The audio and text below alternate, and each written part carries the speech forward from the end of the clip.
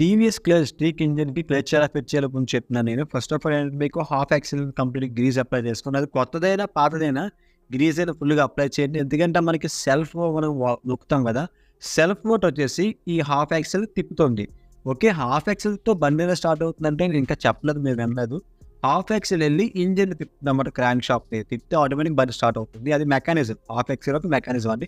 So, మనకి mechanism తర్వాత మాట్లాడుకుందాం. సెపరేట్ వీడియోస్ చేద్దాం. సో, మనకేంటంటే ఈ హాఫ్ ఎక్స్‌ఎల్ బ్యాగ్ ఒక క్యాప్ ఉంటుంది. అలాగే 2 డౌన్స్ ఉంటాయి దానికి. 2 స్టార్స్ కూడా ఫుల్ టైట్ చేసేయండి. ఇది ఏమాత్రం మీరు లూజ్‌గా బిగించినా హాఫ్ ఎక్స్‌ఎల్ ఊడిపోతుంది. దానివల్ల 1కి 2 వస్తాయి. దానివల్ల ఇబ్బంది అవుతుంది. కస్టమర్ చాలా బాధపడతారు. ఇది ఫుల్ టైట్ చేసేయండి. ఫుల్ టైట్ చేయకుండా వదలొద్దు. ఫుల్ టైట్ చేసిన తర్వాత మీరేంటంటే ముందర ఇప్పుడు వీల్ ఏస్తున్నాం కదా! ఈ వీల్ వచ్చేసి ఇంజిన్‌కి కనెక్ట్ అయి ఉంటుందన్నమాట, క్రాంక్ షాఫ్ట్‌కి. సో, కనెక్ట్ అయిన తర్వాత అది సెల్ఫ్ మోటర్ ప్రెస్ చేసి సెల్ఫ్ మోటర్‌లో హాఫ్ ఎక్స్‌ఎల్ తిప్పుతుంది. హాఫ్ ఎక్స్‌ఎల్ వచ్చేసి ఈ వీల్ తిప్పుతుంది. ఈ వీల్ ఇంజిన్ తిప్పుతుంది. ఇప్పుడేంటే మనకి క్లచ్ రోటర్స్‌కి పాతయి అంటే కొత్తవే, కాకపోతే ఏసి ఒక ఛానల్ అయింది. కొత్తగా ఉన్నాయి. సో, దానికి గ్రీజ్ అప్లై చేసి మీద పుల్ చేసేద్దాం. అలాగే బ్యాక్ సెక్షన్ కూడా మనకి గేర్ షాఫ్ట్‌కి కొంచెం లైట్‌గా గ్రీజ్ అప్లై చేయండి. అక్కడ అయితే మనకి క్లచ్ పుల్లే తిరుగుతుంది కదా! సో, క్లచ్ పుల్లే ఇది. దీనికి కూడా లోపల బేరింగ్స్ ఉంటాయి. బేరింగ్‌కి అయితే గ్రీజ్ అప్లై చేసేయండి.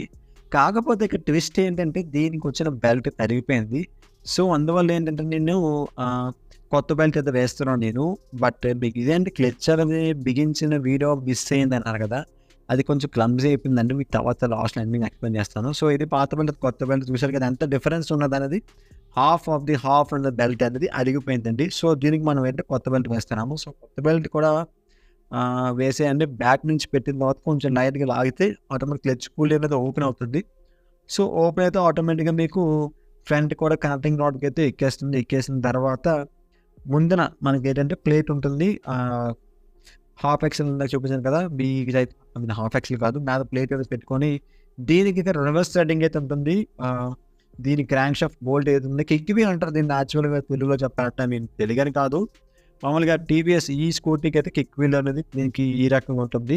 ఇది రివర్స్ థ్రెడ్ ఉంటుంది. దీనికి 32 సైజ్ స్పానర్ పడుతుంది. 32 సైజ్ స్పానర్‌తో ఫుల్ టైట్ చేసేయండి. బట్ డీజేలో ఫుల్ టైట్ చేయాలంటే ఇది మాత్రం మ్యాగ్నెట్ బోల్ట్ సపోర్ట్‌తోనే ఫుల్ టైట్ చేయాలి, మర్చిపోవద్దు.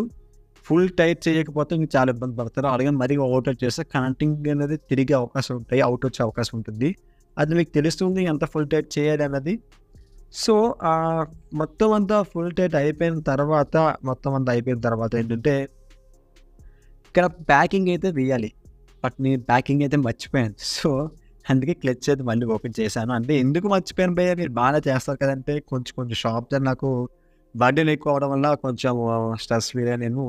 సో, ప్యాకింగ్ లేదనుకున్నాను ప్యాకింగ్ కిట్‌లో. కానీ ప్యాకింగ్ ఉంది. సో, అందుగురించి మళ్ళీ అయిపోయాను. సో, ప్యాకింగ్ కిట్ వేసిన తర్వాతే మీరు ఈ క్లచ్ అనేది అసెంబుల్ వేయాలి.